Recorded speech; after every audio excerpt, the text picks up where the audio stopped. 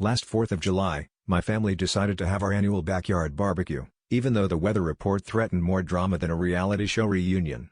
My dad, who considers himself the Gordon Ramsay of charcoal, refused to let a little thing like an 80% chance of thunderstorms get in the way of his perfectly planned grill session. As the first raindrops started to fall, we figured he'd cave and bring the burgers inside. Instead, he marched outside in his Kiss the Cook apron, spatula raised like a weapon against the heavens, and declared, "Real grill masters don't fear the drizzle." Now, you'd think the logical next step would be to move the party indoors, but my dad is nothing if not stubborn. Soon, we were all conscripted into holding umbrellas over the grill, the burgers, and, at one point, my cousin Gary, who claimed he was made of sugar and would melt if he got wet.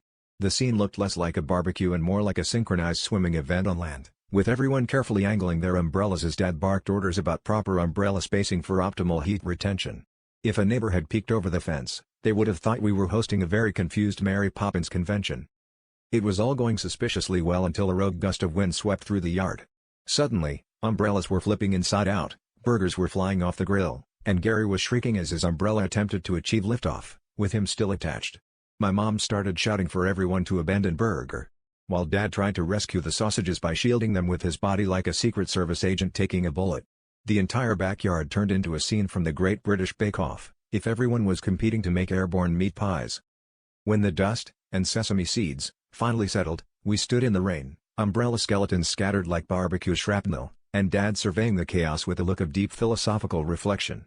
He sighed and said, "Well, I guess this is what happens when you try to host the world's first barbecue.